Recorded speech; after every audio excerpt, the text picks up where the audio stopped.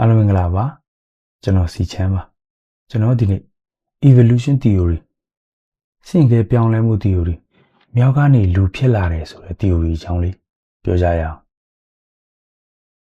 ဒီ evolution theory ရပြောမယ်ဆိုရင်ကျွန်တော်တို့လူသားတွေကမြောက်ဝင်တွေကနေဆင်းသက်လာကြတာဖြစ်တယ်လို့ယူဆကြတယ်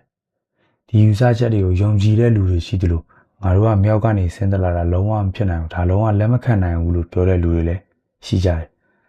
ဒါဆိုရင်ကျွန်တော်ဒီနေ့မေးစရာမေးခွန်းလေးတစ်ခုရှိတယ်ဗျာခင်ဗျားတို့ကမြောက်ကနေဆင်းသက်လာကြတယ်မြောက်ကနေလူဖြစ်လာကြတယ်လို့ပြောရင်ခင်ဗျားတို့လက်ခံနိုင်လားသိချတာကတော့လက်မခံနိုင်တဲ့လူကလက်ခံနိုင်တဲ့လူတွေပိုများမယ်လို့ကျွန်တော်တော့ထင်တယ်ဘာဖြစ်လို့လဲဆိုတော့ကျွန်တော်တို့ကိုးကွယ်တဲ့ကျွန်တော်တို့ယုံကြည်ထားတဲ့ဘုရားသခင်တို့ဖန်ဆင်းရှင်တို့တကူရှင်တို့ကကျွန်တော်တို့ကိုဖန်တီးထားတာကျွန်တော်တို့ကိုဖန်ဆင်းထားတာဆိုတော့ creationism ကိုယုံကြည်ကြလို့ပဲဖြစ်တယ်အဲ့ဒီ creationism နဲ့စိတ်ဝင်စားစရာနောက်တစ်ခုက alien creation theory နေပြည်လူဆိုတဲ့ဂျိုဘောကအနုနခီဆိုတဲ့ဂျိုသားတွေကကျွန်တော်တို့ကိုတီထွင်ထားတာလို့ယုံကြည်ကြတဲ့ယူဆချက်ပဲဖြစ်တယ်ဒီ creationism လို့ခေါ်တဲ့နတ်ဘုရားဖန်ဆင်းခြင်း theory နဲ့ alien creation theory ဂျိုသားဖန်ဆင်းခြင်း theory အကြောင်းတွေကိုတော့ကျွန်တော်တို့နောက်ဗီဒီယိုရောက်မှရေးစစ်စစ်ပြောကြတာပေါ့ဒီနေ့တော့ကျွန်တော်တို့ဒီ evolution အကြောင်းကိုပဲအဓိကပြောကြမယ်လေဒါဆိုခုနကပြောသလိုကျွန်တော်တို့လူသားတွေကိုဖျားရခင်တို့ဖန်ဆင်းရှင်တို့တကူရှင်တို့ကဖန်ဆင်းထားတာမဟုတ်ဘူး alien creation theory လို့ဂျိုသားတွေကကျွန်တော်တို့တည်ထွင်ထားတာမဟုတ်ဘူးဆိုရင်ကျွန်တော်တို့ကဘယ်လိုဖြစ်လာတာလဲအဲ့တော့ evolution theory ရပြောမယ်ဆိုရင်မြောက်ကနေဆင်းသက်လာကြတာပေါ့ဟုတ်ပြီဒါဆိုမြောက်ဝင်တွေကနေပြီးတော့ကျွန်တော်တို့လူသားတွေဖြစ်ဆင့်ကဲပြောင်းလဲလို့ရတယ်ဆိုရင်တခြားတက်ရှိတွေဟာရောကျွန်တော်တို့လူသားတွေဖြစ်ဆင့်ကဲပြောင်းလဲလို့မရနိုင်ဘူးလားဥမာဒိုင်လွန်ဇောတွေကနေပြီးတော့ဆင့်ကဲပြောင်းလဲလာတဲ့ဒိုင်လွန်ဇောလူသားတို့လီဇာတွေကနေပြီးတော့ဆင့်ကဲပြောင်းလဲလာတဲ့လီဇာမန်တို့နောက်တစ်ခုကမြောက်ဝင်တွေကနေပြီးတော့ဉာဏ်ပညာရှိတဲ့ကျွန်တော်တို့လူသားတွေဖြစ်ဆင့်ကဲပြောင်းလဲလာလို့ရတယ်ဆိုရင်တခြားတက်ရှိတွေဟာရောဉာဏ်ပညာရှိတဲ့တခြားတက်ရှိတွေဖြစ်တခြားလူတွေဖြစ်ဆင့်ကဲပြောင်းလဲလာလို့မရဘူးလားဥမာငှက်တွေကနေပြီးတော့ငှက်လူသားတို့နွားတွေကနေပြီးတော့နွားလူသားတို့ဒီငါးတွေကနေပြီးတော့ငါးလူသားရေတူမတို့ရေတူထီတို့ဖြစ်ဆင့်ကဲပြောင်းလဲလာလို့မရနိုင်ဘူးလားအဲ့ဒါကြောင့်မြောက်ဝင်တွေကနေကျွန်တော်လူသားတွေဖြစ်ဆင့်ကဲပြောင်းလဲလာနိုင်ဖို့ဆိုရင်မြောက်ဝင်တွေကနေပြီးတော့မြောက်လူသားကနေပြီးတော့လူဖြစ်တဆင့်ချင်းဖြည်းဖြည်းချင်းဆင့်ကဲပြောင်းလဲလာရမယ်ပေါ့ဒီနေရာမှာပြောစရာတစ်ခုရှိတာဖားတစ်ပိုင်းငါးတစ်ပိုင်းဖားလောင်းတွေကနေပြီးတော့ဖားတွေဖြစ်ပြောင်းလဲလာတာခူရားတွေကနေပြီးတော့လိပ်ပြာတွေဖြစ်ပြောင်းလဲလာတာ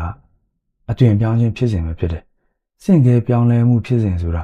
မျိုးစိတ်တစ်ခုကနေဗီဇမတူတဲ့နောက်တဲ့မျိုးစိတ်တစ်ခုကိုပြောင်းလဲသွားတဲ့ဖြစ်စဉ်ပဲဖြစ်တယ် evolution process လို့လည်းခေါ်မယ်ပေါ့အဲ့လိုဆိုမေးစရာတစ်ခုရှိနေရပေါ့ကျွန်တော်တို့လူသားတွေကဆင့်ကဲပြောင်းလဲလာတာမဟုတ်ဘူးဆိုရင်ဘယ်လိုထွက်ပေါ်လာတာလဲဘယ်လိုဖြစ်ပေါ်လာတာလဲဖန်ဆင်းရှင်တို့နတ်ဖျားတို့တကူရှင်တွေကပဲဖန်ဆင်းလိုက်တာလားဂျိုသားတွေအလီယန်တွေကပဲကျွန်တော်တို့တည်ထွင်လိုက်တာလားဒါမှမဟုတ်တရရက်တစ်ချိန်မှာကျွန်တော်တို့ကမြောက်တွေကနေချက်ချင်းလူတန်းဖြစ်သွားတာလား2018 9 လပိုင်းလောက်ကအမေရိကန်နိုင်ငံရဲ့နာမည်ကြီးသိပ္ပံဂျာနယ်တစ်ခုမှာသူတေတီပေါင်း100ကျော်ပါဝင်လာတဲ့အဖွဲ့တစ်ဖွဲ့ကမျိုးရိုးဗီဇနဲ့ဆိုင်တဲ့စာတမ်းတစ်စောင်ထုတ်ဝေခဲ့တယ်ဒီသူတေတီအဖွဲ့ကကမ္ဘာပေါ်ကတက်ရှိမျိုးစိပေါင်း100ကျော်နဲ့အမေရိကန်မျိုးရိုးဗီဇဘန်တွေက DNA အစနာပေါင်း350ကျော်ကိုသူတေသနလုပ်ခဲ့ကြပြီးတော့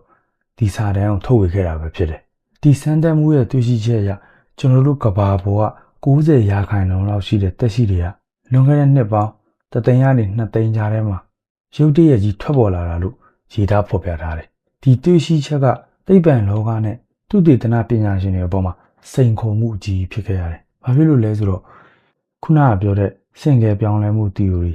ဒါဝင်းရဲ့ဆင့်ကဲပြောင်းလဲမှု theory မှာကျွန်တော်တို့တက်ရှိတွေကဒီ tissue cell တစ်ခုတည်းကနေပြီးတော့ပုံမူရှုပ်ထွေးတဲ့တက်ရှိတွေဖြစ်ဆင့်ကဲပြောင်းလဲလာတယ်လို့ရေးသားဖော်ပြထားလို့ပဲဖြစ်တယ်ဥပမာဆိုင်ယန်တို့ဗက်ဒီဒီယာတို့ခေါ်တဲ့ဒီအပြာရောင်ရေညှိတွေကနေပြီးတော့မျက်လုံးနဲ့မမြင်နိုင်တဲ့တက်ရှိတွေဖြစ်ဆင့်ကဲပြောင်းလဲလာတယ် အဲ့ဒီမျက်လုံးနဲ့မမြင်နိုင်တဲ့သက်ရှိတွေကနေပြီးတော့ရည်နေတတော်တွေဖြစ်ဆင့်ကဲပြောင်းလဲလာတယ်ပေါ့အဲ့ဒီရည်နေတတော်ကနေပြီးတော့ကုန်းနေရည်နေတတော်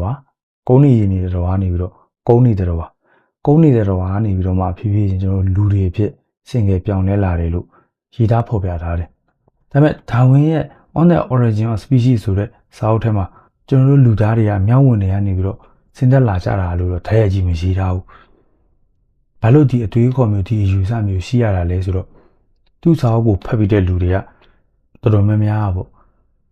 အချင်းချင်းပြောကြတာဒါဝင်ကတော့တရှိတွေဆိုတာဆင်ငယ်ပြောင်းလဲမှုကနေဆင်းသက်လာတယ်လို့ရေးသားဖော်ပြထားတယ်အဲဒါကြောင့်မို့ငါတို့လူတွေကလည်းတက်ရှိပဲဆိုတော့ငါတို့လူတွေကလည်းပဲတခြားတရိษံတွေကနေပြီးတော့ဆင်ငယ်ပြောင်းလဲလာတယ်မြောက်ဝင်တွေကနေဆင်ငယ်ပြောင်းလဲလာတာဖြစ်နိုင်တယ်ဆိုပြီးတော့ထင်မြင်ကြတဲ့အယူဆတွေပဲဖြစ်တယ်အဲ့ဒီအယူဆအကြောင်းကိုလည်းဒီ evolution theory ဆိုတာထွက်ပေါ်လာတာဖြစ်တယ်ပေါ့ဒီဒါဝင်ရဲ့အကြောင်းနဲ့သူ့ရဲ့စာအုပ် on the origin of species ဆိုတဲ့အကြောင်းလေးကိုကျွန်တော်တို့နောက်ဗီဒီယိုရောက်မှအေးအေးဆေးဆေးထပ်ပြောကြတာပေါ့ဒီပုံကြည့်မယ်ဆိုရင်ဒါ1965တုန်းက Aliman ဆိုတဲ့စာအုပ်အုပ်မှာတင်ပြထားတဲ့ပုံပဲဖြစ်တယ်ဒီပုံထဲကအတိုင်းကိုကြည့်ရဆိုရင်ကျွန်တော်တို့ကဒီမြောက်တွေကနေပြီးတော့ဆင်ငယ်ပြောင်းလဲလာတာလို့ထင်ကောင်းထင်လိမ့်မယ်ဒါပေမဲ့ဒီစာရေးစရာအဲ့လိုအသေးပဲနဲ့ရေးထားတာမဟုတ်သူရေးထားတဲ့အသေးပဲကကျွန်တော်တို့ရှင်အသက်ရှင်တဲ့ခေတ်တစ်ခေတ်ထဲမှာဒီလူတွေနဲ့ဒီဟာတွေနဲ့ပေါ့ဒီကောင်တွေနဲ့ဘယ်လိုပြောရမလဲအတူတူရှင်တန်ခဲ့ကြဘူးတယ်ပေါ့သူပြောချင်တာကဗျာကျွန်တော်တို့ကဘာပေါ်မှာအရင်တော့ကကျွန်တော်တို့လူသားတွေနဲ့အတူလူနဲ့တူတဲ့ဒီတက်ရှိတွေလဲရှင်တန်ခဲ့ဘူးတယ်တစ်ခေတ်ထဲမှာအတူတူနေခဲ့ဘူးတယ်ကိုဖော်ပြချင်တာပဲဖြစ်တယ်ဒါတွေကကြောက်ဖိရုပ်ကျွန်းတွေကိုကြည့်ပြီးတော့ရေးထားတာပဲဖြစ်တယ်အဲ့ဒီထဲမှာလွန်ခဲ့တဲ့နှစ်ပေါင်း2000 3000လောက်တော့မျိုးလုံးသွားတဲ့လူသားမျိုးနွယ်စုနောက်တစ်စုလည်းပါနေသေးတယ်သူတို့ကနေယန်တထာလူမျိုးတွေပဲဖြစ်တယ်ကျွန်တော်တို့ရဲ့အုံနောက်ပမာဏ1350 cc ရှိမယ်ဆိုရင်ဒီနေယန်တထာလူမျိုးတွေရဲ့အုံနောက်ပမာဏ1450 cc တိရှိတယ်100 cc လောက်ပဲကွာတယ်လို့ဆိုပေမဲ့သူတို့ရဲ့အုံနောက်ကသူတို့တွေအကုန်လုံးပေါ့အိုင်စတိုင်းလို IQ မြင့်တဲ့ကောင်တွေ brain level မြင့်တဲ့ကောင်တွေပေါ့ဗျာတချို့ကကြတော့လေဒီနေယန်တထာလူမျိုးတွေကမျိုးစုံသွားကြတာမဟုတ်ဘူးပေါ့ဘာလို့လဲဆိုတော့သူတို့ရဲ့ဉာဏ်ရည်ကကျွန်တော်တို့မြင့်တဲ့အတွက်ကြောင့်မို့အဲ့လို IQ မြင့်ပြီးတော့ brain level မြင့်တဲ့အတွက်ကြောင့်မို့ပေါ့ကျွန်တော်တို့ပိုပြီးအဆင်ပြေတဲ့ယဉ်ကျေးမှုပိုပြီးအဆင်ပြေတဲ့နည်းပညာတွေကိုအသုံးပြုပြီးတော့တခြားဂျိုတွေရှိရောက်သွားတာဖြစ်နိုင်တယ်လို့တဲ့တချို့ကြတော့လေကျွန်တော်တို့ဒီမြေအောက်ကဘာတွေကိုရောက်သွားတာဖြစ်နိုင်တယ်လို့လေထင်မြင်ကြတယ်ယူဆကြတယ်ပေါ့ဗျာအဲ့ဒီထဲမှာစိတ်ဝင်စားစရာတစ်ခုကလည်း Atlantis မြို့တော်ကသူတို့တွေတည်ဆောက်ခဲ့တာလား Atlantis မြို့တော်တွေကသူတို့တွေပဲလားဆိုတာတွေလည်းဗဟေတိဆန်ဆန်မေခွန်းဆန်ဆန်တွေအများကြီးပါနေတယ်ဗျာဒီထဲမှာအဲ့လိုဆိုတော့ကျွန်တော်တို့အကြောင်းလေးကိုလည်းဒီနေ့ဒီလောက်ပဲပြောမယ်လို့ပြောရင်ကျွန်တော်ဇလန်လေးကိုလည်းအဆုံးသတ်ပြရစီဒီအကြောင်းနဲ့ဆိုင်တဲ့ဆက်ပြီးဖြစ်တော်မယ့်အကြောင်းလေးကိုကျွန်တော်တို့နောက်ဗီဒီယိုရောက်မှာအေးဆေးဆေးလေးပြောကြတာပေါ့ကြည့်ရှုပေးတဲ့တယောက်ချင်းဆိုင်လည်းကြည့်ဦးတင်ပါတယ်ကျွန်တော်တို့နောက်ဗီဒီယိုရောက်မှာထပ်တွေ့ကြတာ